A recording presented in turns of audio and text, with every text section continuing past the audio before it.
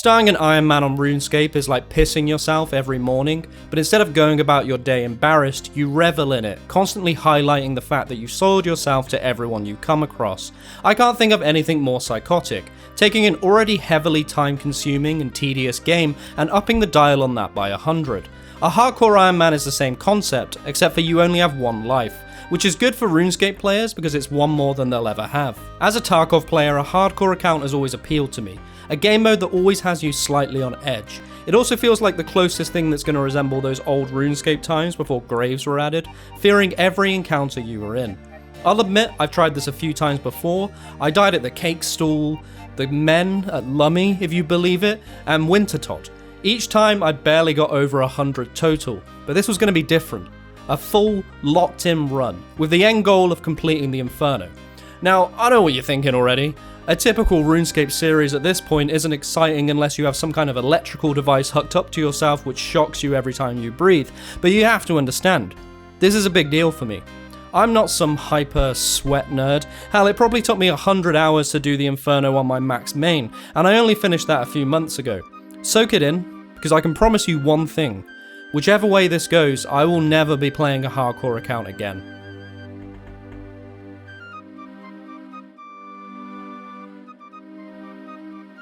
I started my hardcore the way every RuneScape account is started, afraid, alone, and in a dark room. First rule of a hardcore is you need to have at least some kind of reference to the fact you're a hardcore. If no one knows on first glance, then what's the point? I love how the tutorial is still exactly the same as it was 22 years ago, teaching you about 1% of the game's mechanics. To be fair, to learn about most of this game you need a literal PhD and an entire year of reading the wiki, so I can't fault them too much. With Tutorial Island complete, we were ready to start our adventure. At risk of upsetting most of the Ironmen watching, I decided to follow an efficiency guide. Something I learned pretty quickly when scouring the RuneScape subreddit for the best guide to follow is they're very fond of you playing the way you want to play, until the way you want to play is following a guide. This upsets them greatly, and I honestly don't know why. Listen, maybe I'm in the minority here, but skilling in this game is not fun. I want to get to PVMing as fast as possible, and if that means this checklist guide, then hell yeah, throw that shit at me. Besides, checking each task off is actually pretty satisfying. I started off following the guide exactly, picking up items it told me to do without any idea why I needed that item. Something that instantly struck out to me was the multi-questing. Like here, you start Romeo and Juliet, you don't complete this quest until you're almost at Song of the Elves. But regardless, I followed these steps like the good little boy I am. We hit some of the classic early quests that really took me back to being 11 again, and really made me reflect on how I'm still here 20 years later. Hot damn, this game really just never leaves you. Most of this early game here is just questing. Rune mysteries, I had to deliver a letter to a guy who can literally teleport, and the journey's like 4 minutes away. For Witch's Potion, I helped a random old woman collect things that was so close to her house. I'm really getting the impression that everyone in Gillinor is just lazy. Maybe they're too busy playing RuneScape. For Witch's House, I helped retrieve a ball a young boy had kicked over a fence, and just like my time in villages in England, it's being guarded by some kind of haggard beast.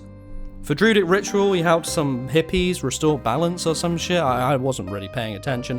For Gertrude's cat, I helped find a lost cat, which allows me to buy them in future, like some weird black market. Man, if she only knew how many of these were dying of starvation or massive rats. In Plague City, we start to get suspicions that there isn't actually any plague and it's just a cover-up to control that part of the town.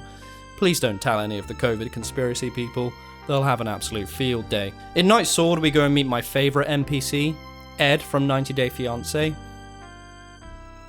In Taurus Trap, we get enslaved for a little bit before rescuing a man from the camp.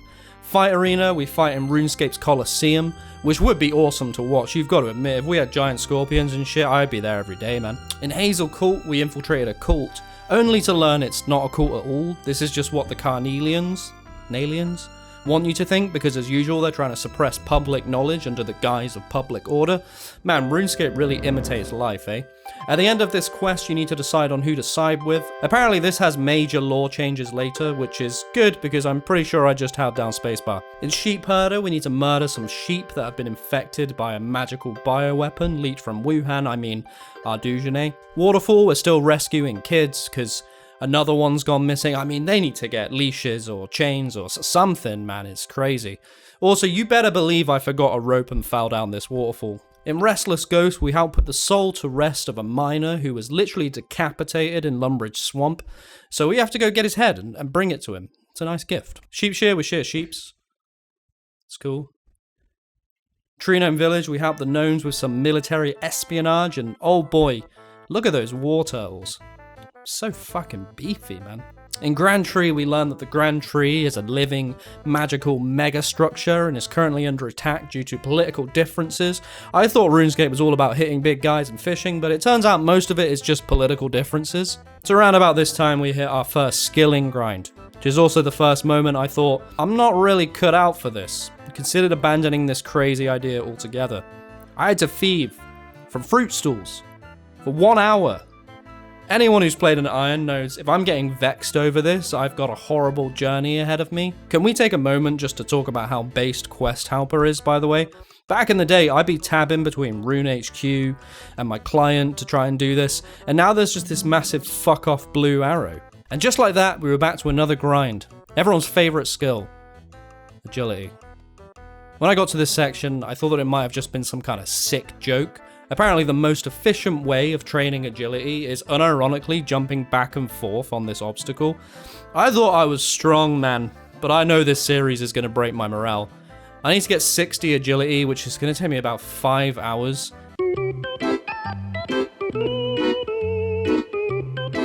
We finally finished this grind, only to be greeted with, you guessed it, more agility. Even though it's been probably like only a couple hours, it feels like I've been doing this for an eternity, but we are about to complete our silly agility grind. Any second now. I've kind of preemptively started filming here, haven't I? But look, we're getting there. We're getting there. This is the last run, the last time I'll ever, hopefully, touch this agility course ever again. Any second now. You ready? You ready? Boom, boom, boom. Let's play a game of what do you think we have next? You're right. You know, like in ancient Egypt where they had people building the pyramid and stuff, and it was like grueling and horrible working conditions? I can only assume that this is exactly the same. I'm basically a slave. I am a slave. Okay, we got 1 mil coins from that. That was like 4 or 5 hours again. I don't know, man.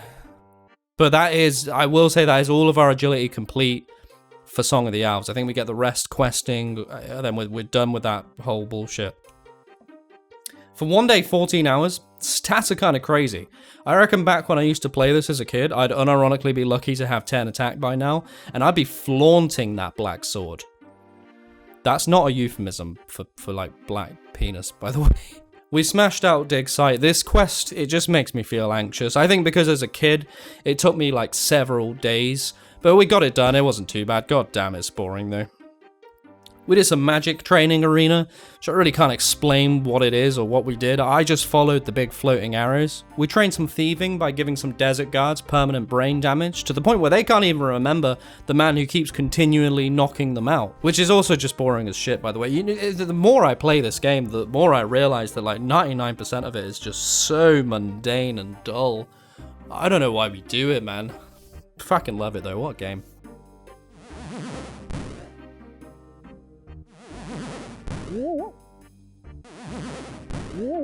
Can I interest you in 10 minutes of flinching? Retrieve the best shield in the game from Elemental Workshop 1. We have 2 goblins who are fighting over the colour of their armour in Goblin Diplomacy.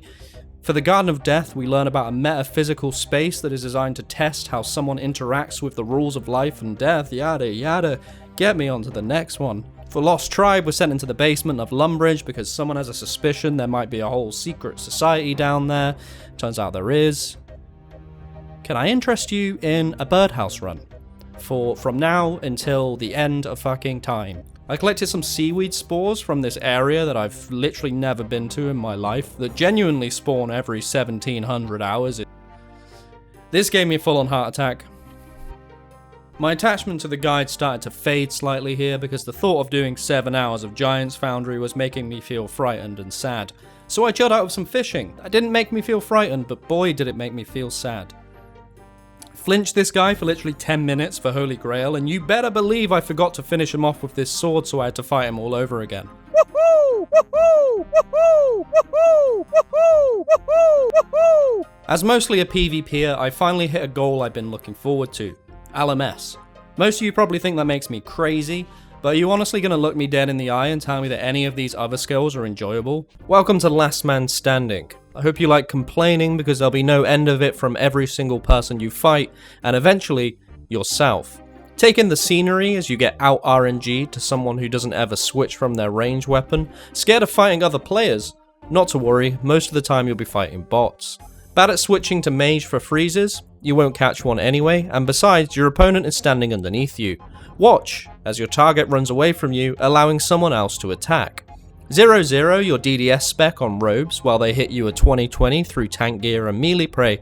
Breathe in the fumes while you watch that guy that throws you in the gas stand behind a tree, and get shit talked by literally everyone, because I'll admit I'm a PvPer at heart, I can also admit that every single PvPer is a piece of shit. As my next grind was Tithe Farm, a minigame that I had no experience with, but after trying it for 5 minutes it was so gut-wrenching I just went back to grinding LMS for hours on end. We picked up the rune pouch fairly easily and also got 30,000 rune arrows. Something was changing in me. I began waking up in cold sweats after having nightmares of losing my hardcore status. I yearned for better gear and funner challenges. I realised that I'd gone way too deep, and this account was only just getting started. I learned early as a child that you should never strongly emotionally connect with something that is temporary, but I guess as human beings that's just something you can't control. At least I was doing this with something meaningful, like a RuneScape account, and not a relationship.